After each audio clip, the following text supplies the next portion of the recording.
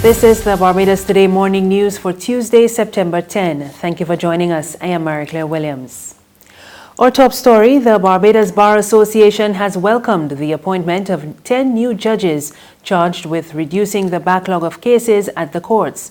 But President of the association, Rosalind Smith-Miller, has also zeroed in on urgent legislative changes needed to streamline the Bar Association's disciplinary committee in the interest of access to justice for citizens who have grievances with their lawyers. Kareem Smith reports.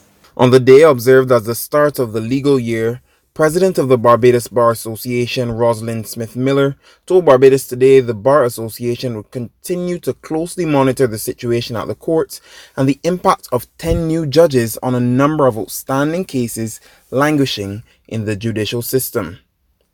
Saying that she was very pleased that there are more judges on board to deal with the backlog and able to spread the load, she lauded increased transparency from authorities in the judge selection process, which is constitutionally assigned to the Prime Minister, and she praised authorities for bringing certain functions of the judicial system into the 21st century.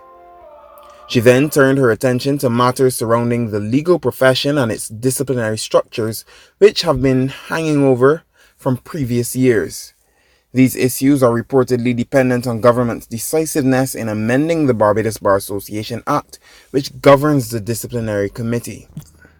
She argued it was a very serious matter and proper infrastructure would be needed for the committee to function efficiently.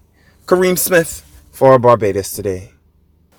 With the most recent effort to yield any compromise in the stalemate between the Sanitation Service Authority workers and government over a proposed change to the workdays, it will now be up to the social partnership to try to move the needle. Colville Munzi has the details on the latest development. With the most recent effort to yield any compromise in the stalemate between the Sanitation Service Authority workers and government over the proposed change in the work days, it will now be up to the social partnership to try to move the needle in this matter. This morning, President of the National Union of Public Workers, Akani McDowell, told Barbados Today that the long-running standoff will be among the agenda issues when the social partnership meets on September 16. He further explained that it would be after this meeting that the union, who are representing the workers in this matter, would have a clearer view of the way forward. It was last month that workers met at the Lloyd Erskine Sandyford to cast their ballot on several options put forward on the table.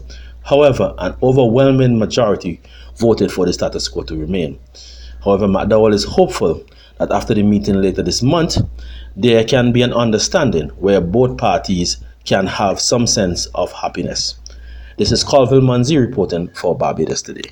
Prime Minister Mia Mottley is expected to deliver the 16th Prebish Lecture in Geneva today. It is part of a 5-day United Nations conference exploring the linkages between trade, climate change, oceans economy and biodiversity.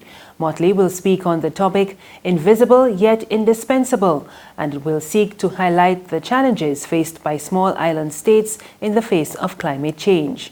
The lecture follows a warning by St. Lucia's Prime Minister Alan Chasney on Monday in his address to the UN Trade Forum that small island developing states face imminent extinction due to the climate crisis. Some teachers are reporting that the use of technology in the classroom has proven to be more effective than the traditional talk and chalk approach. Business studies teacher at the St. Leonard's Boys School, Regina Lane, was addressing the presentation of a flat-screen TV and projector from the C.O. Williams Group of Companies and the Eden Lodge Charitable Youth Trust. I think that we do too much writing with the exercise books. So I'm thinking if we stop all the writing, we might be able to complete the syllabus on time because we never are able to finish the syllabus, never, no subject. So I'm thinking that if we, reduce the amount of writing that the students do, give them, obviously teachers will have to prepare more, but if we prepare and we just give them the work, I think we can accomplish more. Her colleague, Shariba Griffith, also said that students were more receptive once they used multimedia in the classroom. I think it's going to cause for a lot more preparation.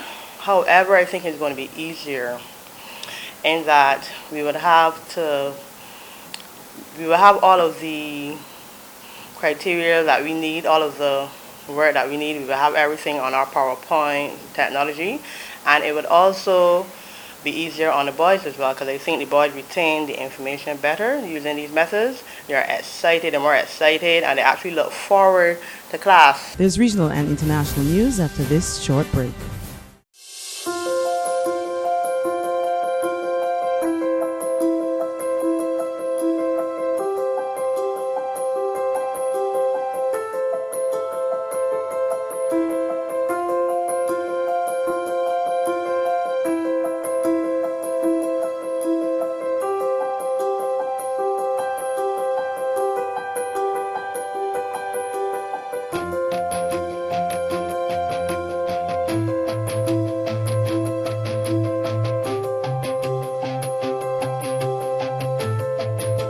Barbados Today, news you can trust.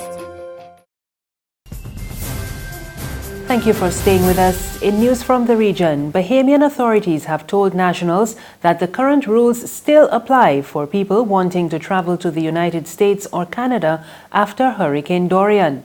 Last weekend, there were reports that hundreds of Bahamians boarded a ferry bound for Florida but were not allowed to enter the U.S. because they did not have visas. Spokesman for the National Emergency Management Agency, Carl Smith, says the matter is being investigated.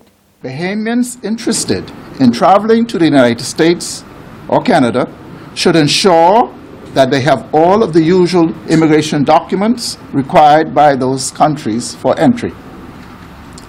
While most inquiries have come in respect to movement to the United States or Canada, NEMA can confirm that the Ministry of Foreign Affairs is not aware of any new arrangements for any other country. On the international scene, Afghans braced for a possible new wave of Taliban violence on Monday after U.S. President Donald Trump abruptly broke off nearly a year of talks with the insurgent group. The move came just as a deal to end America's longest war appeared to be at hand. Trump announced on the weekend that he had cancelled a secret meeting with Taliban leaders and the Afghan president at Camp David and halted negotiations. On Monday, he said the talks were dead. They're dead. They're dead. As far as I'm concerned, they're dead. They thought that they had to kill people in order to put themselves in a little better negotiating position. When they did that, they killed 12 people. One happened to be a great American soldier, a wonderful young man from Puerto Rico, families from Puerto Rico. And you can't do that. You can't do that with me. So they're dead as far as I'm concerned. But the Taliban said his decision to append the deal just before its signing displayed a lack of composure and experience, and they vowed to continue their fight against foreign occupation. That left many in Washington and Kabul scrambling to understand what happens next. That's the news this morning, but for the very latest, you can visit our website www.barbadostoday.bb. You can also subscribe to our e-paper, email updates, and like us on Facebook, and sign up for our breaking news alerts via WhatsApp. We're also on Izumi Media in bus terminals, as well as Screenplay and supermarkets and gas stations near you.